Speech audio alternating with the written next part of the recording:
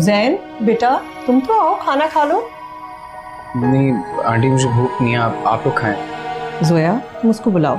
अम्मी रहने दे, भूख नहीं होगी उसे।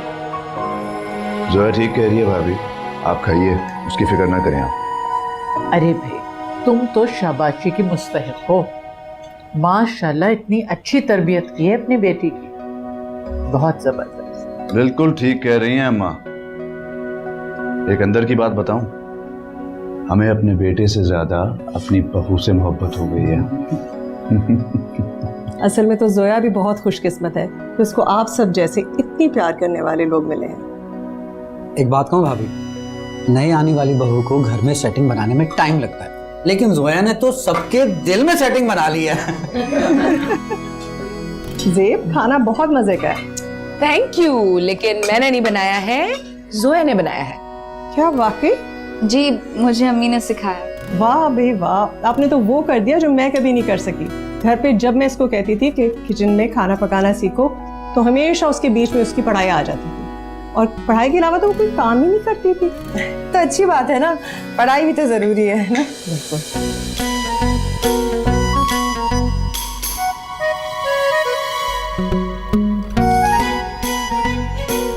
क्या है? सालन दो भाई।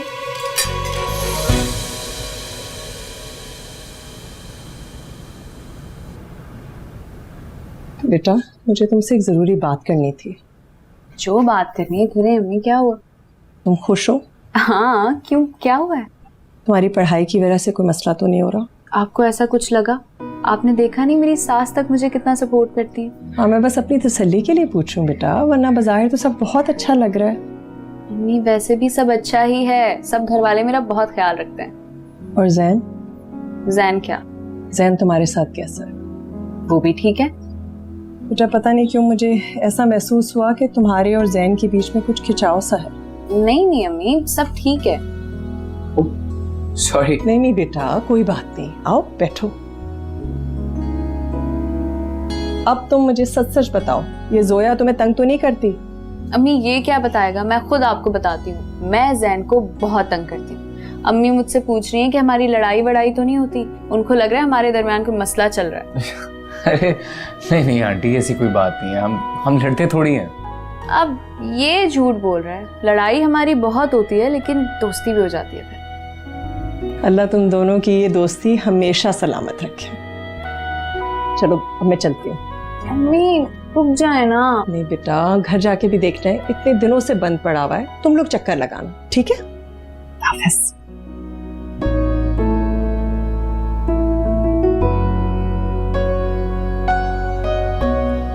अम्मी मैं आ जाऊं? हाँ आ जाओ आ जाओ।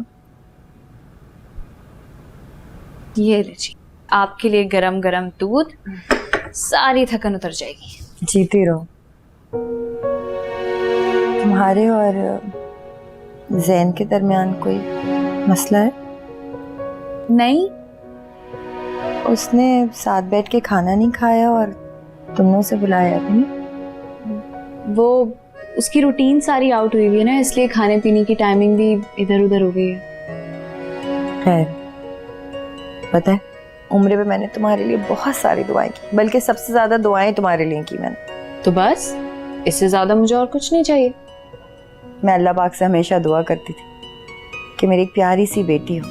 मुझे क्या पता इस उम्र में अल्लाह पाक मुझे बेटी दे देंगे।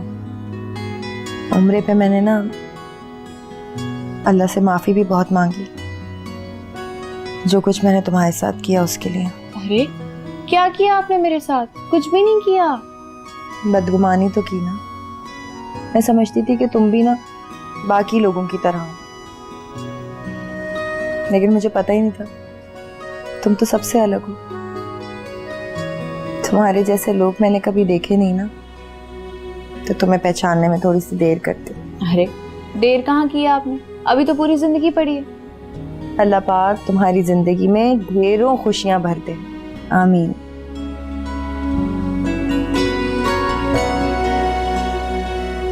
ठीक हो ना?